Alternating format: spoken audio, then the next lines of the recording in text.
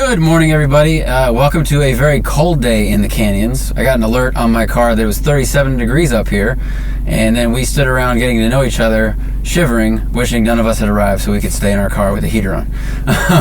This is Adrian. He was the lightest dressed of the bunch. It was super cold. Thank you for driving up here. So tell me what this is and tell the people what it's a Mini Cooper John Cooper Works. Has BC Racing coilovers, John Cooper Works Pro exhaust, and I got New Speed wheels, and then the Federal RSR tires. Sweet. Everything else is stock. The John Cooper Works is obviously the more hardcore. It's a pretty significant step up from the S in terms of price. But I think this also had 25-ish more horsepower. This had 228 horsepower and 236 foot-pounds of torque. It is a pretty significant step up from the S. And what's always been weird about John Cooper Works cars for me is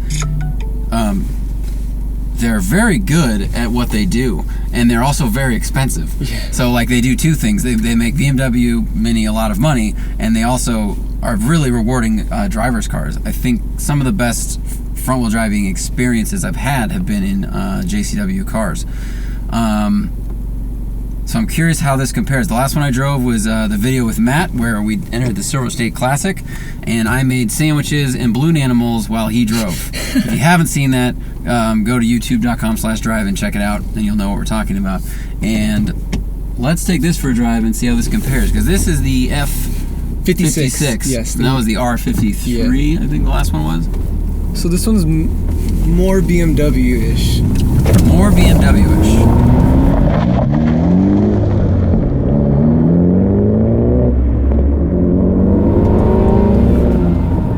First gear. It's got a little roar to it. Yeah, I think it's nice. I think it's pumped into the speakers. So that is some of the BMW-ness that is going on. A little induction growl. I would say this will sound strange, but there's also a Mustang GT with us today, and the induction sound. I feel like I'm hearing that car if it was like like 2 roads away. Yeah. It's like a deep thrum kind of thing. Steering is heavy and reactive as ever, I would say. The steering on these cars has always been like really quick and heavy, but in a good way, not overly heavy, like very connected and on the edge of darty is what I would say. I've done a lot of highway miles in our cameraman's past Mini Cooper S, and you could change lanes really quickly. Let's say, like it would go straight and it was steady on center, but it was just a breath away from wanting to change direction. It was also a very good GT car, although a bit noisy. This is surprisingly quiet inside, given the road we're on. We're on a pretty bumpy, cracked road, as you can probably see from the front camera, and we're going to switch to a smooth road in about 6 seconds. But it's really, man, it is significantly quieter in here than Thad's Mini Cooper S. Really? Yeah, I think that's the more BMW side. I think they made it better, like more in sound deadening and stuff. They worked on the NVH. I mean, it still looks like a Mini. You got all the cool switch gear that I've always really liked. I'm glad they moved the speedo in front of the driver. I know that they did that a while ago, but in the beginning when it was over here, that was very strange. Did you want me to turn off traction control? Right, because traction control does auto blip downshifting, and now I have to do the work myself, which is kind of the whole point of having a transmission. Okay.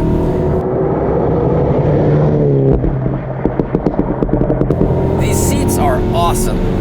They've always been awesome, but these are such good seats, and I really like that they don't look like every other sports seat in the world. I think a lot of cars share a design language in seats where they're kind of angular and aggressive looking and highly functional. Bolstering's great, all that stuff. But these have, it mimics the Mini's exterior, that kind of round, friendlier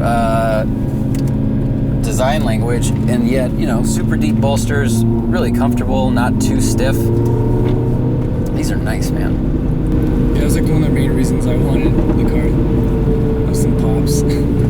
So is that a function of the aftermarket exhaust you put on, or is that? They all do that. They all do. As long as you put sport mode on, they all pop and bang. Right. If you rev it out to like 4,000, let go. You're do it. You're gonna do that the whole way, aren't you?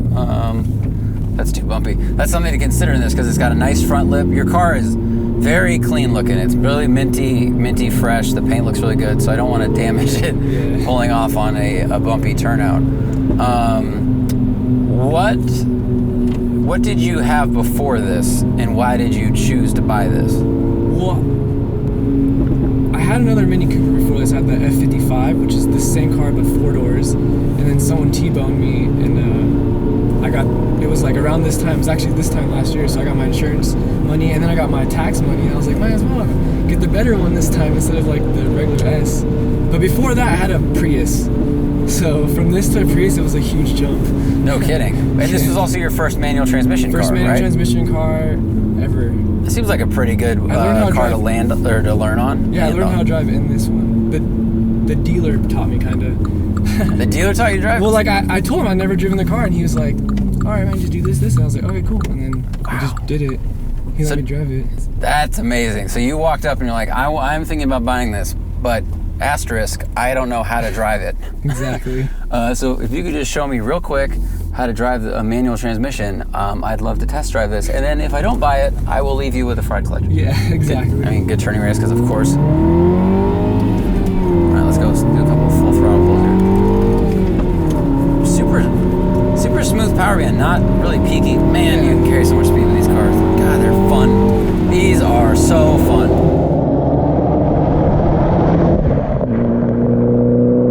I think a lot of people are probably going to ask and wonder, how does this compare to the TST Fiesta ST, which is also an incredibly fun car.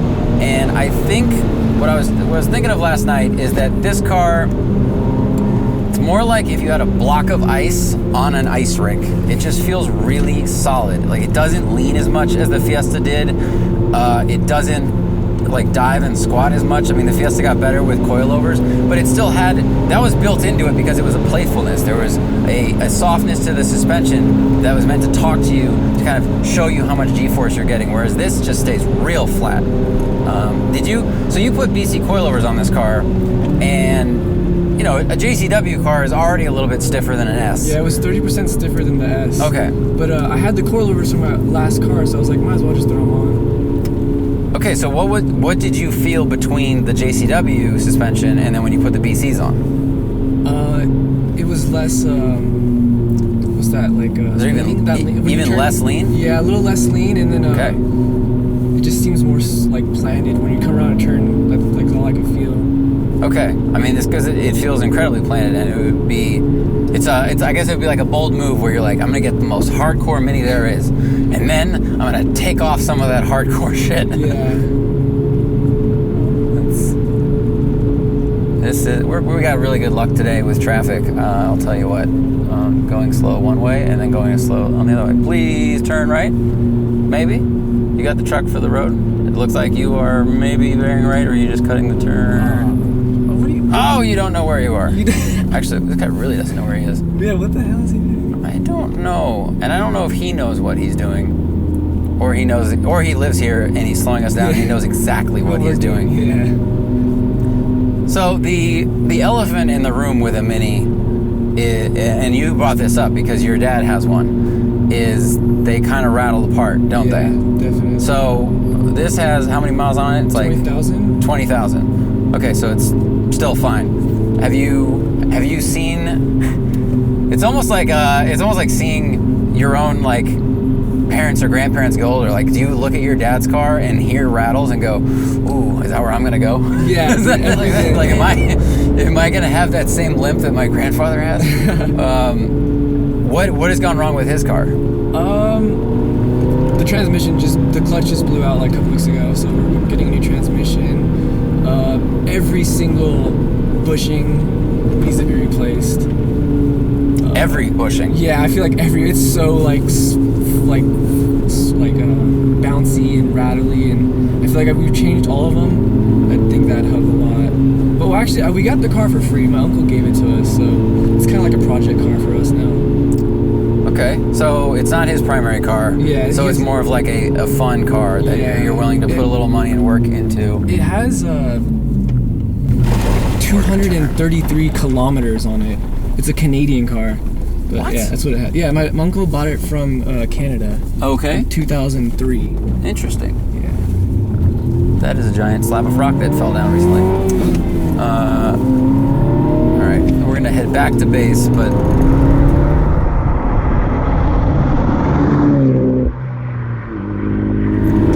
I know there's something about these. It's always the question of, like, this car started at $31,000, and for that money, you have a lot of options as far as playfulness and practicality. I mean, you are knocking on the door. I think a Mustang GT starts at like 33. Fiesta ST, obviously, you could save yourself like $9,000. They don't sell them here anymore, but it's a lot of money for a JCW. And when you start throwing options in, as we talked about before, and the other cars we've driven, you can get these up into the mid 40s with, you choose enough sunroofs and enough Union Jacks, and enough, like, I don't know, meat pie heaters, and you can get these things like way expensive for what you're getting. Yeah. Man, the coring speed is so good though.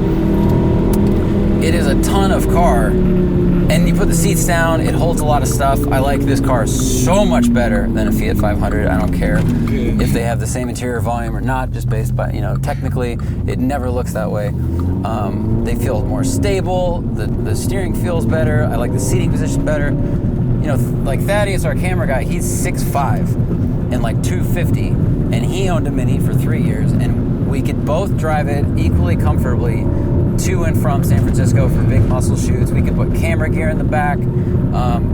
They're really practical cars, and they're really fun. And they also, I think, are doing the nostalgia design at the top of the heap. I think the Mustang now is getting more and more aggressive, and it still has a couple elements that hark back to like the 60s cars, but they're definitely moving in a new direction.